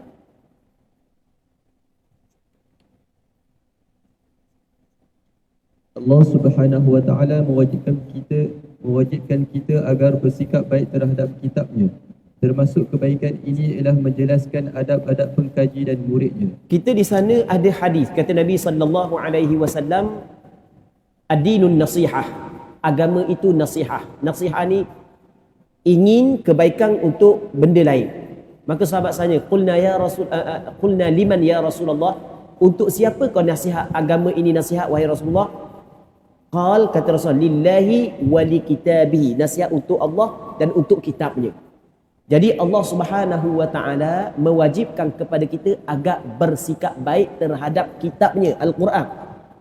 Termasuklah kebaikan ini ialah menjelaskan adab-adab pengkaji Al-Quran dan murid, orang yang mempelajari Al-Quran. Lagi membimbing mereka melaksanakannya dan mengingatkan mereka dengan nasihat yang baik. Saya usahakan meringkas dan memendekkannya untuk menghindari perbahasan yang terlalu panjang. Saya batasi dalam setiap bahagian yang hanya membahas satu aspek dan menyentuh setiap macam adabnya pada satu perbahasan yang tersendiri. Okey, ni Imam Nawawi rahimahullah subhanahu wa taala nak cerita bagaimana manhaj dia menulis kitab At-Tibyan fi Adabi Hamalatil Quran, yang mana Imam Nawawi cuba buat secara ringkas sahaja. Imam Nawawi buat secara ringkas, dan Imam Nawawi letak beberapa bab dalam kitab ini, beberapa fasal, yang mana ada sebahagian daripada fasal itu Imam Nawawi hanya membahaskan satu sudut sahaja daripada perbincangan tersebut. Okey, baik. Lagi? Oleh sebab itu, sebahagian besar yang saya kemukakan tidak disertakan sanad-sanadnya. Jadi apa yang Imam Nawawi kemukakan daripada sandaran-sandaran dalil, Imam Nawawi tidak menyebut sanad dia. Meskipun saya benar-benar mempunyai perbendaharaan sanad itu, Imam Nawawi mengetahui sanad tersebut. Imam Nawawi syarah kitab Sahih Muslim, dan dia buat syarah kitab Sahih Bukhari, syarah Sunan Abi Daud, tapi tak ada tempat siap. Sahih Bukhari tak ada sempat siap, Sunan Abi Daud tidak sempat siap. Tapi kalau syarah Sahih Muslim sempat siap Imam Nawawi. Jadi Imam Nawawi banyak menghafal hadis, bukan bersetakat menghafal hadis, menghafal sanad. Imam Nawawi menghafal sanad hadis. Jadi Imam Nawawi kata, aku sendiri memiliki perbendaharaan sanad itu. Bukan sikit perbendaharaan. Tapi dalam kitab At-Tibyan dia tidak sebutlah sanad. Lagi? Namun tujuan saya adalah menjelaskan asalnya, dan dalam perbahasan itu saya menyentuh berkenaan sanad-sanad yang tidak saya sebutkan dalam penulisannya. Ini terpaksa saya lakukan, mengambil kira perbahasan yang ringkas akan lebih membekas dalam ingatan dan mudah dihafal, diambil manfaat dan sesuai untuk disebarkan. Jadi kenapa Imam Nawawi ingin meringkaskan? Kerana untuk mudah dihafal. Dia kalam direngkaskan supaya dihafal. Kalam direngkaskan supaya benda dihafal, supaya nak ingat. Bukan apa sahaja, tapi kita ingat perbincangan yang ada dalam buku. Lepas tu yang keduanya mudah untuk disebarkan. Dia benda-benda yang kecil, yang ringkas ni, penerimaan masyarakat meluas berbanding dengan perbincangan yang panjang, hanya golongan tertentu saja yang menerima. Kemudian saya jelaskan hadis-hadis sahih dan dhaif di samping para perawi yang terpercaya kerana mereka kadang-kadang lupa menyebutkan hal itu. Saya tahu bahawa para ulama hadis mengharuskan peramalan hadis daif berkenaan dengan keutamaan amalan dan fadilatnya. Ya, dalam kitab At-Tibyan, Imam Nawawi sebut jugalah hadis sahih atau hadis daif, dan perawi-perawi yang mana yang dipercayai, perawi mana yang ada sedikit bermasalah, Imam Nawawi sebut. Dan Imam Nawawi kata dia mengetahui bahawasanya ulama-ulama hadis mengharuskan beramal dengan hadis daif, khususnya dalam bab fadail, dalam bab fadailul a'mal, dalam bab kelebihan beramal. Dia dalam bab beramal dengan hadis daif ada perbincangan yang panjang yang dibincangkan oleh ulama. Ada sebahagian daripada ulama, segelintir ulama tidak membenarkan beramal dengan hadis daif. Walaupun Imam Nawawi pada beberapa kitab dia dikata sepakat ulama mengatakan boleh beramal dengan hadis daif, tapi sebenarnya tidak berlaku kesepakatan. Ada segelintir ulama tidak membenarkan beramal dengan hadis dhaif. Tapi majoriti ulama membenarkan beramal dengan hadis dhaif dengan syarat-syarat. Bukan secara mutlak, tapi ada syarat-syarat dia. Antara syaratnya adalah tidak bercanggah dengan hadis yang lebih kuat. Antara syaratnya adalah tidak beriktiqad, itu adalah tuntutan daripada Nabi sallallahu alaihi wasallam. Ada beberapa syaratnya. Baik. Kemudian meskipun begitu, saya rasa sudah cukup bila saya hanya memasukkan dan dia tidak menyebut hadis dhaif melainkan dalam situasi tertentu sahaja yang memerlukan. Baik. Kemudian kepada Allah yang Maha Pemurah saya bertawakal dan berserah diri. Saya memohon kepadanya agar saya boleh menempuh jalan yang lurus dan terpelihara daripada orang yang menyimpang dan membangkang serta mendapat tambahan kebaikan. Saya mohon dengan penuh kerendahan diri kepada Allah Subhanahu wa taala agar memberikan keredaan-Nya kepada saya dan menjadikan saya termasuk orang yang takut dan bertakwa kepadanya dengan sebenar-benar takwa dan memberi saya petunjuk dengan cara yang baik. Saya juga memohon kepada Allah Subhanahu wa taala agar memudahkan bagi saya setiap bentuk kebaikan dan membantu saya melakukan berbagai perbuatan baik dan kekal dalam keadaan seperti itu sehinggalah sampai ajal kematian menjemput saya. Semoga hal yang sama juga buat semua orang yang saya cintai serta kaum muslimin dan muslimat sekalian. Tengok, apa yang Imam Nawawi ajar kepada kita sebenarnya ini adalah tuntutan agama. Di samping kita berusaha, kita jangan lupa berdoa kepada Allah Subhanahu wa taala. Dalam surah Al-Fatihah ada ayat Allah Taala berfirman, "Iyyaka na'budu wa iyyaka nasta'in." Kepadamu sahaja ya Allah kami menyembah. Itu usaha kita. Wa iyyaka nasta'in, dan kepadamu sahaja ya Allah kami meminta pertolongan. Kita berdoa kepada Allah dalam semua perkara. Baik. Cukuplah Allah Subhanahu wa taala sebagai penolong saya. Tiada daya dan kekuatan kecuali dengan pertolongan Allah yang Maha Tinggi dan Maha Agung. Keutamaan membaca dan mengkaji Al-Quran. Allah Subhanahu wa taala berfirman, keutamaan maksudnya kelebihan. Kelebihan membaca dan mengkaji Al-Quran. Maksud itu keutamaan. Kelebihan. Maksud dari kelebihan ada ganjaran pahala yang besar bagi orang yang membaca dan mengkaji Al-Quranul Karim. Kita baca satu, kaji satu. Baca. A'udzu billahi minasyaitonir rajim. Innal ladzina yatluna kitaballahi wa aqamus salata wa anfaqu mimma razaqnahum sirran wa alaniyah yarjuna tijaratan lan tabur yuwaffiyahum ujurahum wa yazidahum min fadlih innahu ghafurun syakur. Sesungguhnya orang yang selalu membaca kitab Allah, mendirikan solat dan mendermakan dari apa yang kami kurniakan kepada mereka secara bersembunyi ataupun secara terang-terangan. Mereka mengharapkan sejenis perniagaan yang tidak akan mengalami kerugian, supaya Allah menyempurnakan pahala mereka dan menambahi mereka dari kurnia-Nya. Sesungguhnya Allah Maha Pengampun lagi Maha Mensyukuri. Jadi dalam ayat ni Allah Ta'ala kata innal ladzina yatluna kitaballah, sesungguhnya orang yang membaca kitab Allah. Allah Ta'ala memuji golongan yang membaca kitab Allah. Pujian Allah menunjuk bahawa ada kelebihan bagi orang yang membaca Al-Quranul Karim. Kitab Allah di sini maksudnya adalah Al-Quranul Karim. Lagi? Daripada Uthman bin Affan radhiyallahu anhu katanya, Rasulullah sallallahu alaihi wasallam bersabda, khairukum man ta'allama al-Quran wa 'allamahu. Sebaik-baik kamu ialah orang yang belajar Al-Quran dan mengajarkannya. Kata Rasul, khairukum, sebaik-baik kamu. Orang yang paling baik di kalangan kamu adalah man ta'allama al-Qur'ana wa 'allamah. Mereka yang belajar Al-Quran. Waktu wa 'allamah dan mengajar Al-Quran. Dia belajar Al-Quran ni dia merangkumi belajar membaca Al-Quran. Merangkumi belajar memahami Al-Quranul Karim. Begitu juga mengajar Al-Quran, mengajar yang merangkumi mengajar baca Al-Quran dan mengajar memahami Al-Quran. Orang ini adalah orang yang paling baik di kalangan kamu. Oleh kerana Rasul menyebut sebaik-baik kamu orang yang belajar Quran dan orang yang mengajar Quran adalah belajar baca Al-Quran. Maka hadis ini boleh dijadikan dalil kelebihan membaca Al-Quran dan kelebihan mengkaji Al-Quranul Karim. Baik. Al-Quranul Karim kalam Allah yang paling mulia. Tidak ada kalam yang paling mulia berbanding dengan Al-Quranul Karim.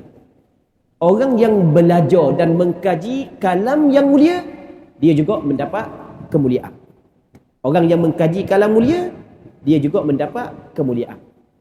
Kemuliaan orang yang belajar Al-Quran dan orang yang mengajar Quran kerana dia dekat dengan kalam yang mulia, iaitu kalam Allah Subhanahu Wa Taala. Baik, selagi yang kita nak sebut, insya-Allah dalam bab hadis ni ana akan sebutlah beberapa faedah yang penting untuk kita faham. Khairukum man ta'allama al-Qur'ana wa 'allamah. Sebaik-baik kamu mereka yang belajar Quran dan yang mengajar Al-Quran. Maksudnya benda, sebaik-baik kamu yang belajar. Sebaik-baik kamu yang belajar, banyak ilmu yang kita belajar. Ada ilmu ni, macam-macam ilmu. Sebaik-baik kamu adalah orang belajar Quran dan mengajar Quran. Maksudnya, pembelajaran dan mengajar yang paling tingginya adalah yang melibatkan kalam Allah Subhanahu Wa Taala. Baik. Kemudian daripada Aisyah radhiyallahu anha katanya, Rasulullah sallallahu alaihi wasallam bersabda, "Al-mahiru bil Qur'ani ma'as safaratil kiramil bararah, walladhi yaqra'ul Qur'ana wa yatata'tahu fihi, wa huwa 'alaihi syaqqun lahu ajran." Orang yang mahir membaca Al-Quran kelak mendapat tempat di dalam syurga bersama dengan rasul-rasul yang mulia lagi baik. Sedangkan orang yang membaca Al-Quran tetapi dia tidak mahir, membacanya tersekat-sekat dan berat lidahnya belum lancar, dia akan mendapat 2 pahala. Baik, jadi dalam hadis ni menyebut orang yang mahir dengan Al-Quran. Dia mahir, dia baca dengan laju. Dia orang yang nak mahir ni, dia perlu kena mengalami kesusahan terlebih dahulu. Allah lama nak boleh ke mahir.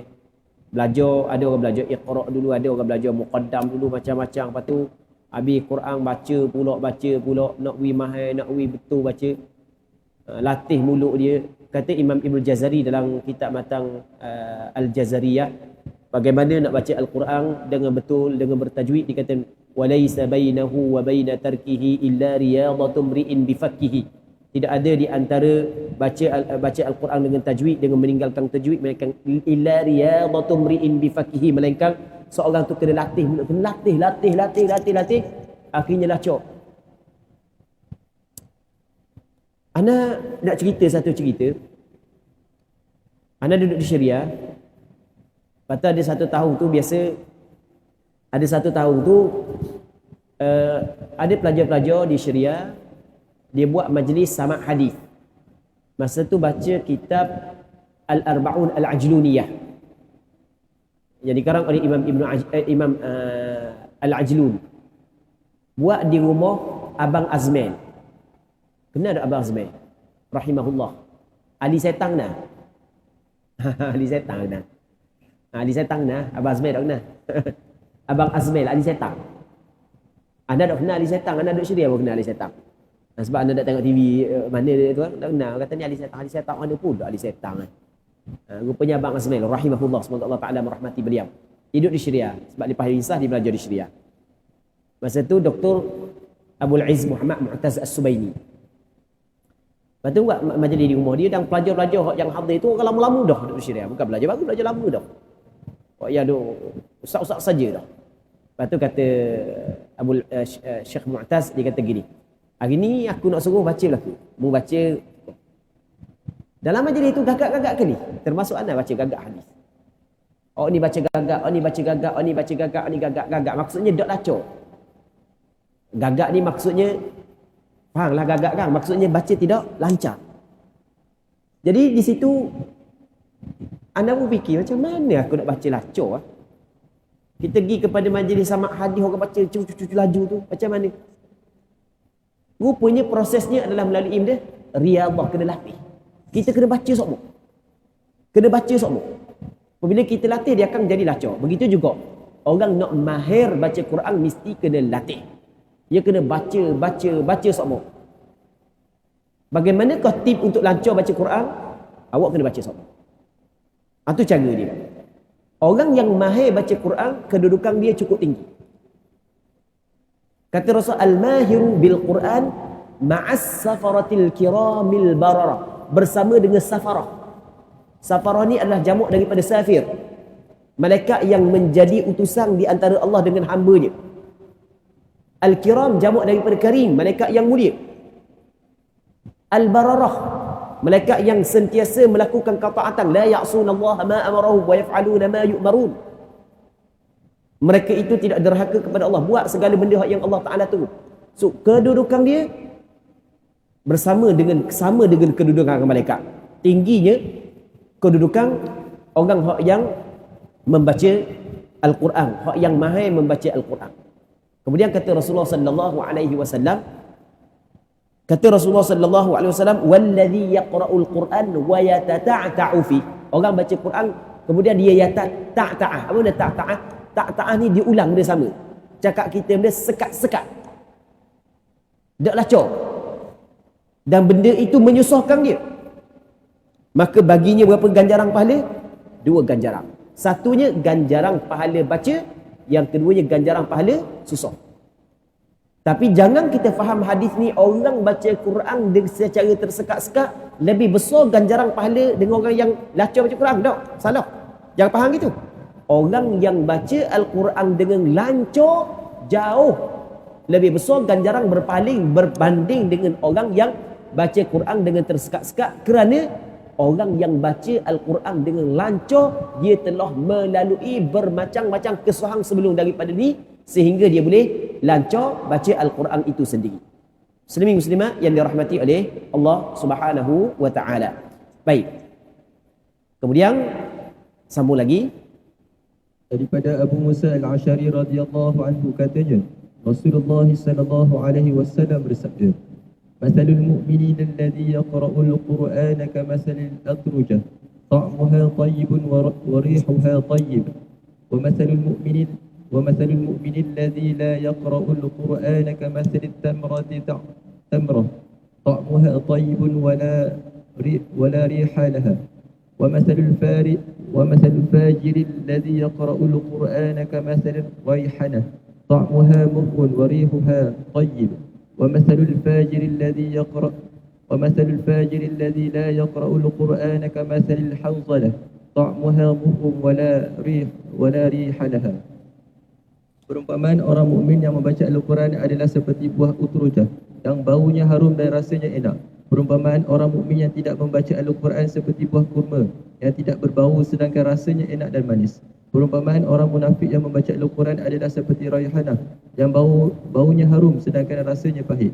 Dan perumpamaan orang munafik yang tidak membaca Al-Quran adalah seperti hanzalah yang tidak berbau sedangkan rasanya pahit. Okey, itu Rasulullah sallallahu alaihi wasallam buat perumpamaan bagi orang yang beriman baca Quran, orang beriman tak baca Quran.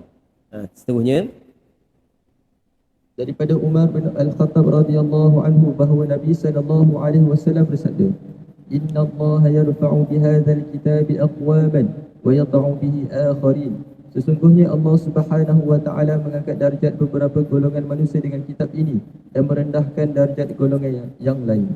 Baik. Okey, di sana ada hadis kata Nabi sallallahu alaihi wasallam, "Inna Allah yarfa'u bihadzal kitabi aqwaman wa yad'u bihi akharin." Allah Taala mengangkat dengan Al-Quran ini aqwaman, ramai orang, dan begitu juga Allah Taala menjatuhkan dengan Al-Quran ini juga ramai orang. Ketinggian darjat yang diberikan kepada orang yang mengambil berat terhadap Al-Quran, yang merangkumi pembacaan Al-Quran, merangkumi mengikut petunjuk Al-Quran, melakukan apa yang diperintah oleh Al-Quran, meninggal apa yang dilarang oleh Al-Quran, beradab dengan adab Al-Quran. Kedudukan yang tinggi yang diperolehi oleh golongan ini merangkumi dua kedudukan. Yang pertamanya kedudukan ma'nawi, yang keduanya kedudukan hissi. Kedudukan ma'nawi di atas dunia. Orang yang baca Al-Quran, beramal dengan isi kandungan Al-Quran, mengikut petunjuk Al-Quran, beradab dengan adab Al-Quran, dimuliakan oleh Allah Ta'ala di atas dunia. Allah Ta'ala muliakan dia. Suara dia diterima, diangkatkan dia. Kita tengok kita dalam masyarakat kita, orang yang nak jadi tu imam, orang cari orang yang baca Al-Quran. Di zaman Sayyidina Umar, ni sebab ada ini daripada Sayyidina Umar. Di zaman Sayyidina Umar berjumpa dengan seorang gubernur Sayyidina Umar. Dah mu tinggal siapa cara di tempatmu? Hamba tinggal orang sekian-sekian, wahai Umar. Dia tu siapa? Dia tu bekas hamba abdi. Mu jadi dia sebagai penggantimu? Sayyidina Umar, wahai Amirul Mukminin, dia tu ingat Quran, dia tahu hukum hakam, dia faham Al-Quran. Kata Sayyidina Umar, aku pernah dengar Nabi sallallahu alaihi wasallam mengangkat dengan Al-Quran ini beberapa kaum. Tengok, orang ni pada asalnya hamba abdi, tetapi oleh kerana dia ingat Al-Quran, dia faham isi kandungan Al-Quran, sehingga diletakkan pada tempat yang mulia, gubernur pada tempat yang mulia pada ketika itu, selepas daripada Amirul Mukminin yang menjadi ketua semua sekali, digantikan oleh orang-orang yang hamba abdi. Siapakah yang memuliakan dia? Al-Quran. Begitu juga sahabat Nabi sallallahu alaihi wasallam dimuliakan oleh Allah Subhanahu wa taala dengan Al-Quranul Karim. Kalau sekiranya dia tidak mengikut petunjuk Al-Quran, kita tidak mengenali siapa Bilal bin Rabah, kita tidak mengenali siapa Sayyidina Umar, kita tidak mengenali Suhaib Ar-Rumi, tapi kita mengenali mereka kerana mereka mengikut petunjuk Al-Quranul Karim. Begitu juga Allah Subhanahu wa taala menjatuhkan ramai di kalangan umat Nabi Muhammad sallallahu alaihi wasallam sendiri dengan sebab Al-Quran. Sebab dia, Allah Taala menjatuhkan dia kerana dia memerangi Al-Quran, dia memusuhi Al-Quran, dia tidak menghormati Al-Quran. Kita jangan bimbang. Mana-mana orang Islam yang kalau kita tengok dia duduk pada tempat yang mulia dalam mata masyarakat, tapi dia tidak menghormati Quran, percakapan dia seolah-olah memperlekeh Quran, tak lama dia akan jatuh. Itu hak yang berlaku sepanjang sejarah muslimin muslimat yang dirahmati oleh Allah Subhanahu wa taala. Dalam Al-Quranul Karim ada ayat Allah Taala kata kepada, yarfa'illahu alladhina amanu minkum walladhina utul ilma darajat. Allah Taala mengangkat orang yang beriman dari kalangan kamu dan orang yang diberi ilmu pengetahuan, darajat yang tinggi di sisi Allah Taala. Allah Taala angkat orang beriman dan orang yang diberi ilmu pengetahuan, diangkat dengan darjat yang tinggi di sisi Allah Subhanahu wa taala. Sumber utama kepada ilmu adalah Al-Quranul Karim. Sumber utama kepada ilmu adalah Al-Quranul Karim. Kemudian baca lagi. Daripada Abu Umamah radhiyallahu anhu katanya, aku mendengar Rasulullah sallallahu alaihi wasallam bersabda, "Iqra'ul Qur'an fa innahu ya'ti yawmal qiyamati syafi'an li ashabihi." Bacalah Al-Quran kerana dia akan datang pada hari kiamat sebagai pemberi syafaat bagi pembacanya. Daripada muslimin muslimat yang dirahmati oleh Allah Subhanahu wa taala. Jadi kata Nabi sallallahu alaihi wasallam, bacalah oleh kamu akan Al-Quran, sesungguhnya Al-Quran memberi syafaat, memberi pertolongan kepada ashabihi. Kita kena faham apa makna ashab. Perkataan ashab adalah jamak daripada sahbun ataupun sahib. Perkataan ashab jamak daripada sahib ini, makna dia adalah orang yang menjadi Quran sebagai teman hidup dia. Sebab dalam bahasa Arab tidak dinamakan sebagai suhbah, seseorang itu bersuhbah dengan seorang yang lain, melainkan dalam tempoh masa yang lama. Tidak dikatakan seorang itu bersuhbah dengan seseorang yang lain, melainkan dalam tempoh masa yang lama di antara dia dengan orang lain. Tidak dikatakan orang itu temang kepada Al-Quran, melainkan dia bertemang dengan tempoh masa yang lama dengan Al-Quran. Setiap hari dia baca Quran, setiap hari dia baca Quran. Memang dia temang dia kan?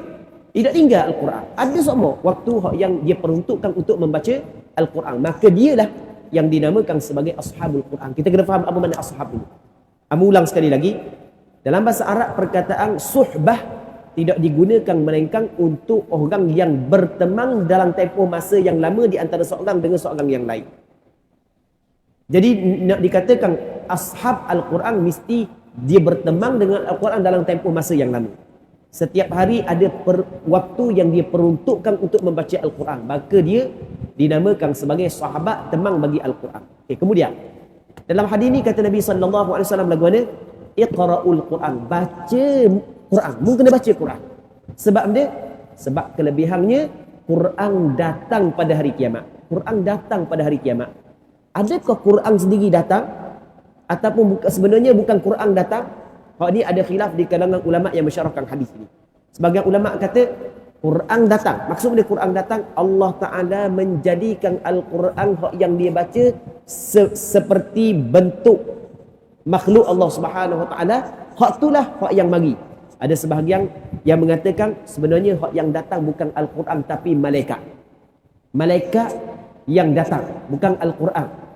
Ada khilaf di kalangan ulama hadis, tapi tidak menjadi masalah pun kalau kita kata Allah Ta'ala membentuk Al-Quranul Karim, hak yang dia baca seperti makhluk Allah Subhanahu Wa Ta'ala, maka itulah datang. Dialah yang memberi syafaat kepada temangnya. Apa maksud memberi syafaat? Memberi pertolongan. Okey.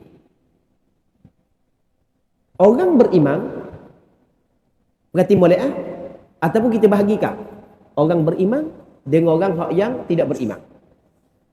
Orang beriman penghujungnya adalah syurga, walaupun dia melakukan dosa. Orang yang kafir dia tidak akan masuk syurga selama-lamanya.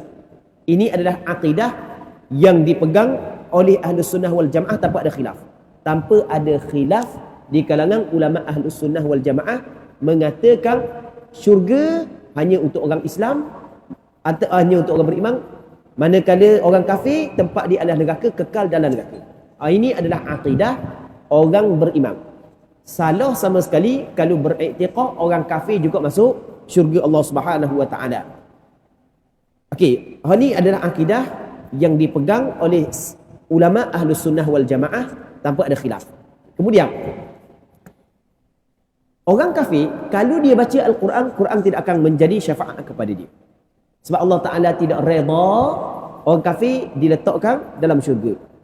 Sesiapa yang kufur, Allah Ta'ala telah mengharamkan syurga atasnya, tempat dia adalah neraka, kekal dalam neraka selama-lamanya. Orang kafir kalau baca Quran, dia tidak dapat masuk syurga Allah Subhanahu Wa Ta'ala. Adakah orang kafir baca Quran? Ada. Di sana ada sebahagian daripada orientalis. Mungkin penuntut-penuntut di universiti faham maksud orientalis, yang mana mereka memang cukup pakar dalam bidang Al-Quran. Ada seorang tok guru nama Dr. Faiz Al-Himsi, baru lagi meninggal dunia. Masa anda belajar dengan dia sejarah. Anda belajar dia sejarah. Dia di antara ulama daripada Syria yang buat ikhtisar kitab Syiarul A'lamin Nubala karangan Syekh ataupun Syekh Syamsuddin Az-Zahabi. Dia buat ikhtisar. Dia pakar dalam bidang sejarah. Nama Dr. Faiz Al-Himsi. Masa anda belajar dengan dia tidur tua dah. Dia baru lagi meninggal dunia. Dia orang Syria. Dia belajar di universiti di Syria. Kemudian dia pun mendalami pula ilmu sejarah di Universiti Orientalis. Dia belajar di universiti orang kafir, orang bukan Islam. Yang mana dia cerita, anda dengar daripada dia lah. Dia kata sebahagian daripada pensyarah dia ingat hadis. Sebahagian daripada pensyarah dia ingat Quran. Bukan setakat ingat Quran, qiraat ingat. Tapi bukan Islam, Orientalis. Adakah mereka yang kaji Al-Quran sehingga pandai pakar dalam bacaan Al-Quran, sehingga tahu selok belok kiraat-kiraat dalam Al-Quran, tahu pula tafsir Al-Quran, tapi tidak beriman kepada Allah? orientalis, adakah Quran itu memberi syafaat kepada pada hari kiamat? Tidak sama sekali. Kerana Allah Ta'ala mengharamkan orang kafir masuk dalam syurga Allah Subhanahu Wa Ta'ala. Jadi siapakah hak yang Quran bagi syafaat? Orang beriman. Hadis ni kata Rasul, iqra'ul Quran fa innahu ya'ti yaumal qiyamati syafi'an li ashabi. Mesti kita kena qaidkan untuk orang beriman sahaja. Qaid ni difaham daripada mana? Difaham daripada beberapa dalil yang lain. Antaranya ayat Al-Quran sendiri. Allah Subhanahu Wa Ta'ala menyebut, sesiapa yang syirik kepada Allah Subhanahu Wa Ta'ala, maka Allah Subhanahu Wa Ta'ala mengharamkan syurga kepada dia dan kekal dalam neraka Allah Subhanahu Wa Ta'ala. Jadi Quran tidak memberi syafaat kepada orang kafir. Okey, itu yang pertama. Manakala orang Islam, hak yang Quran bagi syafaat, orang Islam ni terbahagi kepada 3. Dalam Al-Quran Allah Ta'ala kata bagaimana? Thumma awrathnal kitaba alladhina astafaina min ibadina faminhum zalimun li nafsihi wa minhum muqtasid wa minhum sabiqun bil khairati bi idznillah. Allah Ta'ala bahagikan kepada 3. Kemudian kami warisikan Al-Quran ni kepada orang yang kami pilih. Ada di kalangan mereka itu zalimun li nafsi, menzalimi diri dia sendiri, melakukan kejahatan. Ada di kalangan tu muqtasid, bersederhana. Nak kata buat jahat pun dak gak. Nak kata buat baik banyak pun dak juga, bersederhana dalam kejahatan dan kebaikan. Wa minhum sabiqun bil khairati bi idznillah. Dan sebahagian daripada mereka itu orang yang laju cepat melakukan kebaikan. Jadi orang Islam sendiri ada 3 golongan. Orang Islam yang ada 3 golongan, kalaulah dia saat itu sabiqun bil khairat, Quran tidak bagi syafaat kepada dia pun pada hari kiamat tetap dia dapat syurga, maka Quran bagi syafaat kepada dia mendapat kedudukan yang mulia dalam syurga, kedudukan yang tinggi dalam syurga. Walaupun dia tetap masuk syurga kerana banyak kebaikan yang dia buat, tetapi tetap Quran memberi syafaat kepada dia dengan memperolehi kedudukan yang lebih tinggi. Sepatutnya dapat tinggi ni, Quran bagi syafaat dapat kedudukan yang lebih tinggi. Itu yang pertama. Yang keduanya adalah sebahagian daripada orang Islam yang baca Al-Quran yang mana kejahatan dia lebih banyak daripada kebaikan yang keputusannya neraka, maka Quran memberi syafaat diselamatkan dia daripada neraka Allah Subhanahu Wa Ta'ala. Okey, baik. Itu yang dimaksud Quran memberi syafaat kepada pembacanya. Andai kata dia melakukan dosa besar, maka Quran memberi syafaat sehingga dia dibebaskan daripada neraka Allah Subhanahu Wa Ta'ala. Kalau sekiranya dia memang ahli syurga dah, maka Quran memberi syafaat untuk dia dapat kedudukan yang tinggi di dalam syurga Allah Subhanahu Wa Ta'ala. Baik, baca lagi. Daripada Ibnu Umar radhiyallahu anhu. Okey, kita rehat sekejap kan. 10.30 kita rehat, ni 10.37. Jadi kita rehat sekejap. InsyaAllah kita sambung lepas itu. Allah Subhanahu Wa Ta'ala a'la wa alam. Sallallahu ala sayyidina Muhammad wa ala alihi wa sahbihi ajma'in. Walhamdulillahi rabbil alamin.